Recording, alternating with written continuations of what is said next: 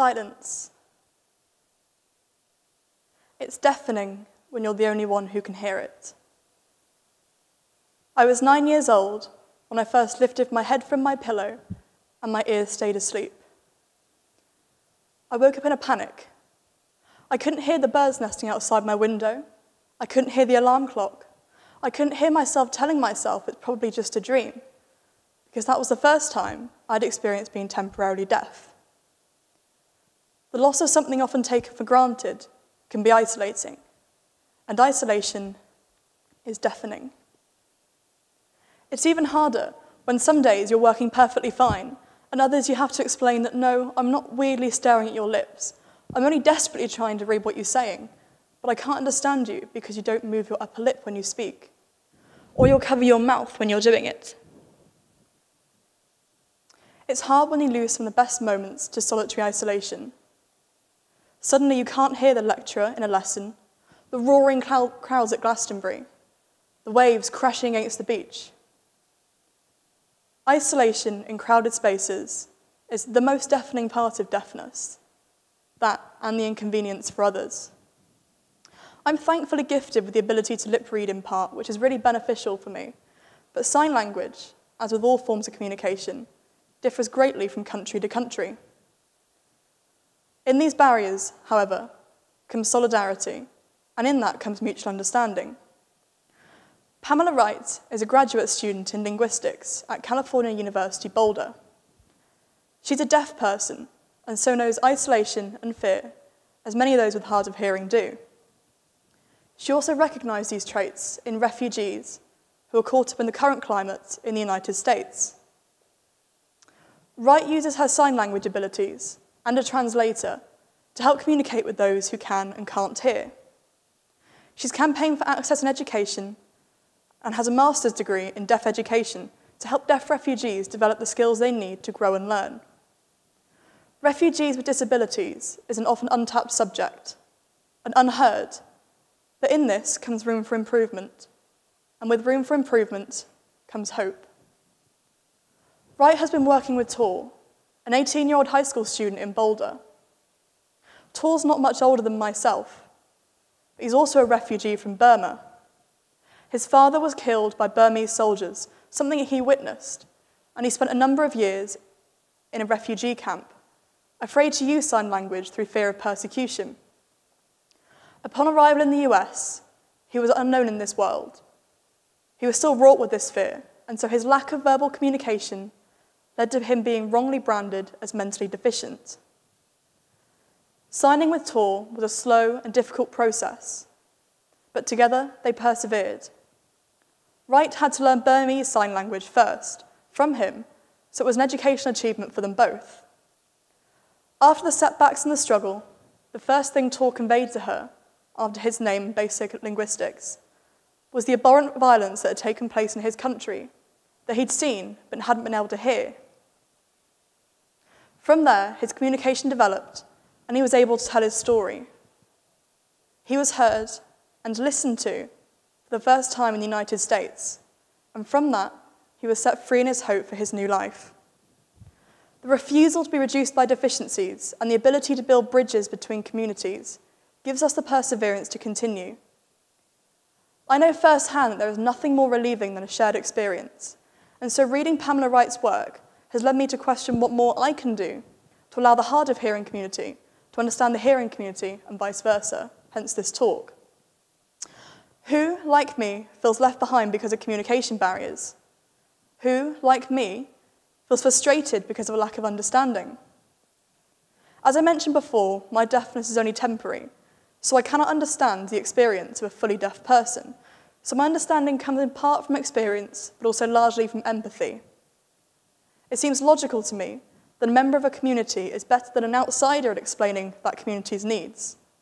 So in a sense, I sought to speak this to other outsiders, those who can hear, but those who may never have realized there is such a thing as deaf culture.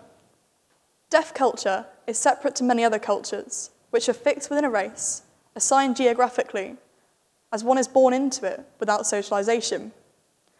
This is almost unique, as it allows that culture to transcend time period, race, geography, and gender, which, in terms of communication, is fantastic for our concept of what it means to be human. If we can understand communication which is unaffected by context, we can understand more about the significance communication has on our lives. About 90% of deaf people are born into hearing families, so they absorb their cultural experiences from their peers, not necessarily their families, which is almost unique.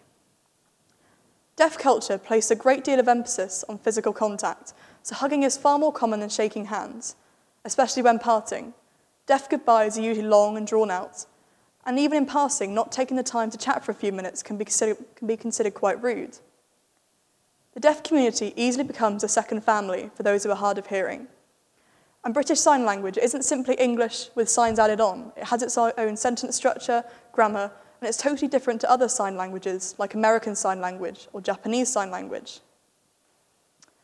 Most deaf people learn their language at specialist schools like the one in Exeter, which means that peers and teachers become a fantastic support network.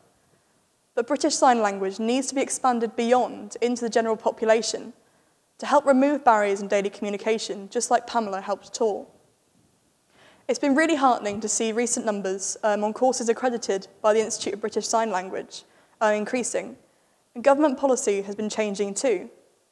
So for the first time, British Sign Language will be accepted as an alternative qualification to functional skills in English for apprenticeships. So it means that those who have British Sign Language, their first language, don't need to take an English course and then a sign language course to be able to get their qualification. This means they can get essential practical skills in maths and English, which help them progress forward in life. This removes the unnecessary barrier that has been preventing them in the past. Recognising and removing barriers like these is key to helping move our world forwards as our existence as a collective. Our country is progressing for those with hearing impairments. We are in a changing world, but these changes are just recent or are yet to be implemented, but this is because of necessary political pressure. Sign language wasn't an officially recognised language until 2003, and it wasn't until March of this year, 14 long years later, that it was used in the House of Commons and so recorded on Hansard, which is the official record. Because those without hearing are speaking up and finding their voice, systems are changing for the better. But if we who can hear don't seek to listen to such voices, change is impossible. One of our general societal resolutions to a lack of communication is our participation in our democracy. But this poses its own problems, as minority groups can often feel unheard in our majoritarian system. Helen Keller, an American author, activist, lecturer, and was the first deaf-blind person to ever achieve a degree, is alleged to have said, "Blindness cuts people off from things. Deafness cuts people off from people." So encouraging democratic participation through using the right to vote, through encouraging pressure groups and allowing a platform to those who may otherwise struggle, ensures a small yet equal voice for all in a very large system.